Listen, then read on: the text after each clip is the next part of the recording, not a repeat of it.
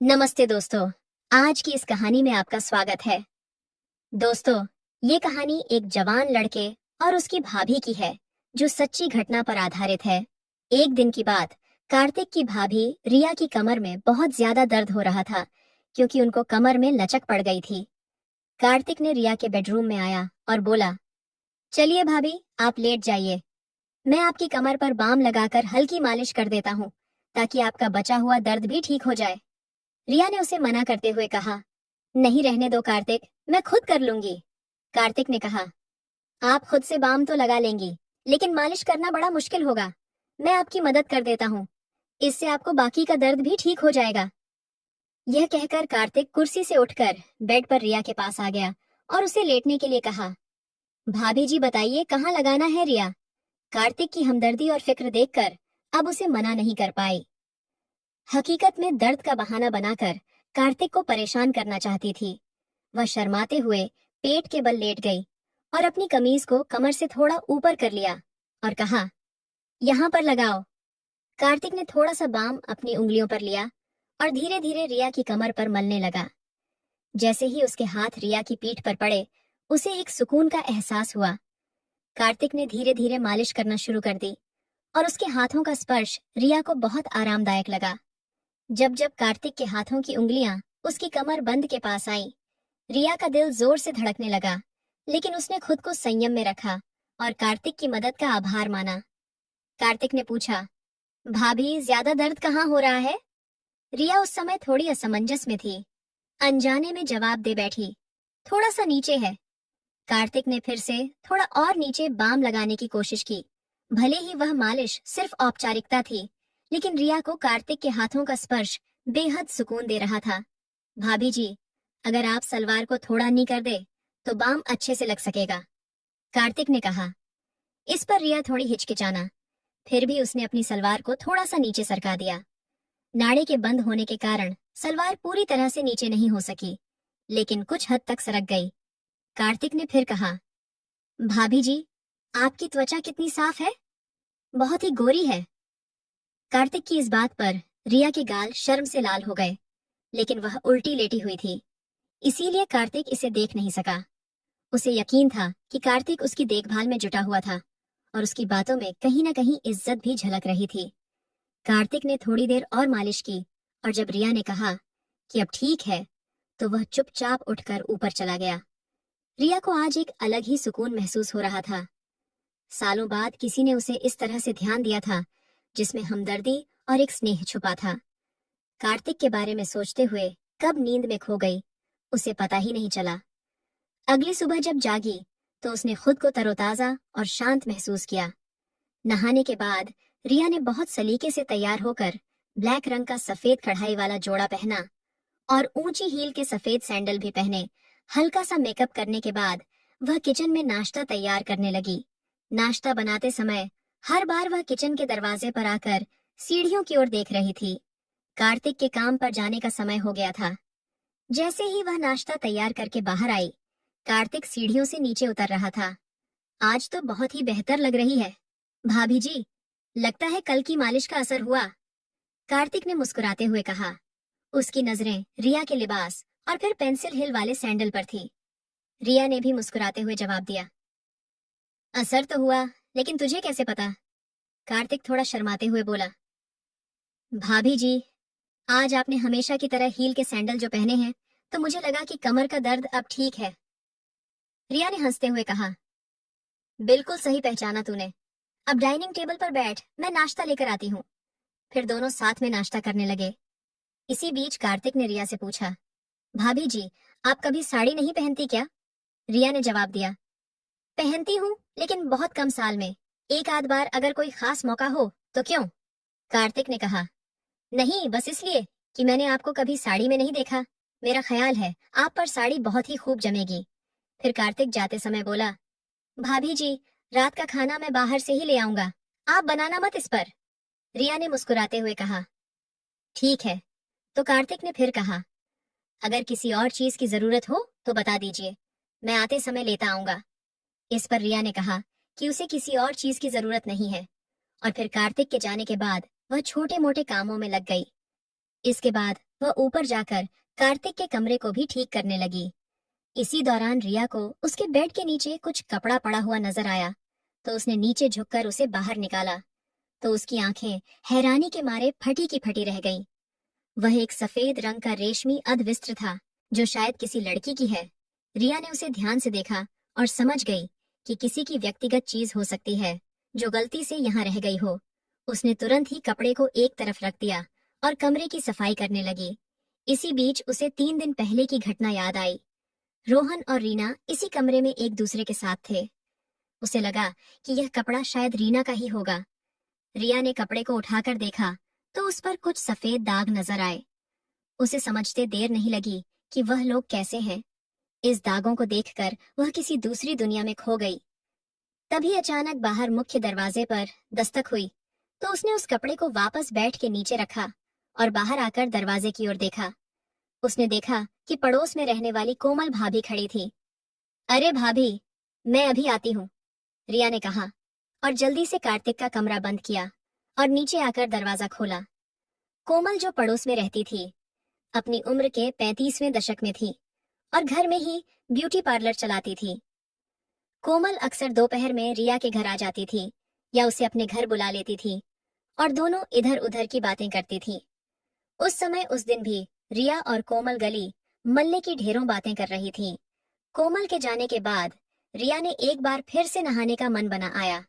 सुबह कार्तिक ने साड़ी का जिक्र किया था, इसलिए नहाकर उसने नीले रंग की प्रिंटेड साड़ी पहन ली और साथ में सिल्वर रंग का पेंसिल हील वाले खूबसूरत सैंडल भी पहने। कार्तिक के आने का समय भी हो चला था और वह शाम के 4 बजे ही आ गया। जब रिया ने दरवाजा खोला तो कार्तिक उसे बड़े गौर से देखने लगा। उसे अपनी ओर इस तरह से ध्यान से देखता हुआ देख रिया मुस्कुराते हुए अदा से बोली, ऐसे क्या देख रहे हो? कार्तिक मुस्कुराते हुए बोला, वाकई भाभी, आज आप इस साड़ी में बहुत ही खूबसूरत लग रही हैं। ये कहकर वह अंदर आ गया और वह साथ में रात का खाना भी लाया था। भाभी, मैं ऊपर जा रहा हूँ, फ्रेश होने के लिए आप एक गिलास शरबत बना देंगी प्लीज? रिया ने उसकी ओर मुस्कुराते हुए देखा और कहा, हाँ हाँ, क्यों नहीं। उसके बाद कार्तिक ऊपर चला गया और फ्रेश होकर जब नीचे आया तो उसने एक आरामदायक टी शर्ट और शॉर्ट्स पहना हुआ था। रिया ने शरबत बनाया और उसे अपने बेडरूम में ले आई और उसने वहां पर कूलर लगा हुआ था। कार्तिक रूम में आकर सामने वाली कुर्सी पर बैठ गया और रिया भी बेड पर टांगे नीचे लटकाकर बैठ गई। दोनों ने इधर उधर की बातें की। इस दौरान कार्तिक ने रिया से पूछा, भाभी, अब आपकी कमर का दर्द कैसा है? रिया मुस्कुराते हुए बोली, अरे, अब तो मैं बिल्कुल ठीक हूँ। कल तहे इतनी अच्छी मालिश जो की थी। कार्तिक ने अपना शरबत का गिलास साइड टेबल पर रखते हुए कहा, भाभी, आप आराम से लेट जाइए, मैं एक बार और बाम से आपकी मालिश कर देता हूँ ताकि आपकी तबीयत और भी अच्छी हो जाए। रिया ने मना करते हुए कहा, नहीं कार्तिक, मैं अब बिल्कुल ठीक हूँ। लेकिन कार्तिक ने कहा, भाभी, आप मेरे लिए हमेशा इतना करती हैं, क्या मैं आपके लिए इतना भी नहीं कर सकता? चलिए लेट जाइए। रिया ने उसकी बात को टाल ना सकी और खाली ग्लास टेबल पर रखते हुए बोली, अच्छा बाबा, तू मानता नहीं? लेटती हूँ, पहले सैंडल तो उतार दूं। सैंडल उतारने की जरूरत नहीं है भाभी, इतनी खूबसूरत सैंडल आपके हसीन पैरों की खूबसूरती को और भी बढ़ा रहे हैं। आप ऐसे ही लेट जाइए। कार्तिक ने थोड़ी चंचलता से कहा। रिया को उसकी बात पर हंसी आ गई और वह उसकी बात मानकर बेड पर लेट गई। उसने साड़ी पहनी हुई थी, इसीलिए उसकी कमर कार्तिक की नजरों के सामने थी। कार्तिक ने बाम को उंगलियों पर लगाया और रिया की कमर की मालिश करने लगा। रिया ने कार्तिक से पूछा, एक बात बता कार्तिक, तुझे मेरी ऊंची हील वाली सैंडल बहुत पसंद है ना? कार्तिक थोड़ा शर्माते हुए बोला, जी भाभी, आप बिल्कुल सही कह रही हैं। आपको अजीब लगेगा, लेकिन मुझे महिलाओं के पैरों में हाई हील वाले सैंडल बहुत आकर्षक लगते हैं और आप तो हमेशा ही हाई हील की सैंडल या चप्पल ही पहनी रहती हैं। रिया मुस्कुराते हुए बोली, अरे इसमें शर्माने वाली क्या बात है? और मुझे कुछ अजीब नहीं लगता, मैं तो तेरी भावनाओं को समझती हूँ। कार्तिक के हाथों से हो रही मालिश से उसे बहुत आराम मिल रहा था। कार्तिक के हाथ धीरे धीरे नीचे की ओर और बढ़ने लगे। रिया के मजाक के मूड को देखते हुए कार्तिक ने भी थोड़ा हिम्मत दिखाते हुए कहा, भाभी, आपकी त्वचा कितनी नरम है, अगर आप चाहे तो साड़ी को थोड़ा नीचे कर ले ताकि मैं अच्छे से मालिश कर सकूं और साड़ी भी गंदी नहीं होगी। रिया ने थोड़ा शर्माते हुए साड़ी को थोड़ा ढीला कर दिया ताकि मालिश करने में आसानी हो सके। उसे पिछली रात की मालिश से बहुत सुकून मिला था, इसलिए उसने ज्यादा नानुक नहीं की। जैसे ही रिया ने साड़ी को ढीला किया, कार्तिक ने धीरे से साड़ी को नीचे की ओर कर दिया ताकि वह अच्छी से उसकी कमर की मालिश कर सके। लेकिन उसी समय रिया को एहसास हुआ कि उसने जल्दबाजी में कोई गलती तो नहीं कर दी है और उसे थोड़ी असहजता महसूस हुई। उसने तुरंत स्थिति को संभाले हुए साड़ी को सही किया और कार्तिक को रुख का संकेत दिया। कार्तिक ने बिना कुछ कहे धीरे धीरे रिया की कमर की मालिश जारी रखी, तो उसे जैसे ही गहरा सुकून मिल रहा था, वह मालिश से मिलने वाले आराम का आनंद ले रही थी और उसे कोई आपत्ति नहीं हुई। कार्तिक ने मालिश को जारी रखते हुए धीरे धीरे अपने हाथों को नीचे की ओर बढ़ाया। रिया को मालिश से राहत मिल रही थी, लेकिन उसे महसूस हुआ कि कार्तिक ने थोड़ी और हिम्मत कर ली है। उसने ने महसूस किया कि उसकी पीठ पीछे के निचले हिस्से में ज्यादा ध्यान दे रहा है। रिया को यह महसूस हुआ कि उसकी साढ़े कोट थोड़ा और ढीले हो गए हैं और उसने शर्म के मारे अपना चेहरा तकिए में छुपा लिया और अपने होठों को दबाकर अपने अंदर की बेचैनी को नियंत्रित करने की कोशिश कर रही थी। कार्तिक उसकी त्वचा पर बाम लगाने के बहाने मालिश कर रहा था, लेकिन रिया को महसूस हो रहा था कि कार्तिक की हरकत अब अधिक हो गई है। रिया ने अब भी कोई आपत्ति नहीं जताई, तो कार्तिक ने मालिश को थोड़ी और नीचे बढ़ाया। यह स्थिति रिया के लिए बहुत असहज सी लगने लगी, लेकिन उसने कुछ नहीं कहा। थोड़ी देर बाद उसे लगा कि कार्तिक उसकी सीमा पार करने की कोशिश कर रहा है और उसने तुरंत स्थिति को संभाले हुए मालिश को रोकने का इशारा किया। थोड़ी देर बाद जब कार्तिक ने गलती से रिया की पीठ के निचले हिस्से को छुआ, तो रिया अचानक से चौंक गई। उसे महसूस हुआ जैसे उसके शरीर में एक अजीब सी हलचल हो गई हो। उसने तुरंत कार्तिक का हाथ पकड़कर दूर कर दिया और घबराहट से बोली, अरे ये क्या कर रहे हो? कार्तिक रिया तुरंत उससे दूर हटकर बैठ गई। वह पूरी तरह से हैरान और घबराई हुई थी और कार्तिक भी स्थिति से खुद को असहज महसूस कर रहा था। रिया को उसकी हरकतें ठीक नहीं लगी और वह घबराहट से बेड से उठकर खड़ी हो गई। जैसे वह खड़ी हुई, उसकी साड़ी को ढीले होने के कारण नीचे गिर गए, जिससे वह एकदम असहज हो गई। रिया ने तुरंत स्थिति को संभालने की कोशिश की और तेजी से नीचे की ओर झुककर अपनी साड़ी और पेटी कोट को उठाने लगी। तभी उसे समझ नहीं आ रहा था कि इस स्थिति में क्या करें, क्योंकि उसकी शर्मिंदगी और घबराहट चरम पर थी। उसने खुद को शांत करने की कोशिश की, लेकिन कार्तिक ने उसके घबराने पर ध्यान दिया और उसे संभालने के लिए बेड पर बैठने में मदद की।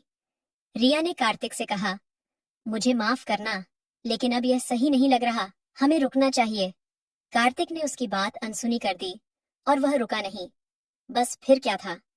शाम के समय रिया और उसका किराएदार कार्तिक एक ऐसी स्थिति में आ गया जहां दोनों के बीच अचानक नजदीकी उत्पन्न हो गई। रिया की सांसें तेज हो गईं और उसका शरीर कांपने लगा। उसके मन में एक अजीब सी हलचल थी जिसे वह खुद को संभाल नहीं पा रही थी। हालांकि रिया पूरी तरह से स्थिति को समझने की कोशिश कर रही थी, लेकिन वह खुद को रोकने या कुछ कहने की स्थिति में नहीं थी। दोनों बिना किसी बातचीत के ही स्थिति में आगे बढ़ रहे थे। कार्तिक के नजदीकी ने उसे सहज कर दिया, लेकिन रिया ने उसे रोकने की बजाय उसे जारी रहने दिया। रिया के मन में उलझन थी और वह समझ नहीं पा रही थी कि क्या हो रहा है। उसके दिमाग में एक सन्नाटा था, जबकि उसका शरीर एक स्थिति में फंस गया था। कार्तिक ने इस नजदीक को बढ़ाते हुए रिया के शरीर को अपने तरीके से महसूस किया, जिससे रिया और भी ज्यादा सहज हो गई। आखिरकार रिया ने महसूस किया कि उसकी स्थिति बहुत आगे बढ़ चुकी है और उसे अब रोकना ठीक नहीं होगा। फिर वह सब कुछ हो जाने के बाद फिर से सन्नाटा पसर गया, जैसे कि किसी तूफान से गुजर जाने के बाद की शांति होती है। उसने तुरंत कार्तिक के पीछे हटने को कहा। रिया खुद को संभाले हुए अपनी सांसों से नियंत्रित रखने लगी। थोड़ी देर बाद कार्तिक भी अपना सिर झुकाए कमरे से बाहर आ गया। तो दोस्तों, आपको ये कहानी कैसी लगी? कमेंट करके जरूर बताएं। अगर आपको ये कहानी पसंद आई हो तो इसे लाइक करें और अपने दोस्तों के साथ शेयर करें। आगे भी ऐसी ही रोमांचक कहानियों के लिए हमारे चैनल को सब्सक्राइब करें और बेल आइकन दबाना ना भूलें, ताकि आप हमारी कोई भी कहानी मिस ना करें।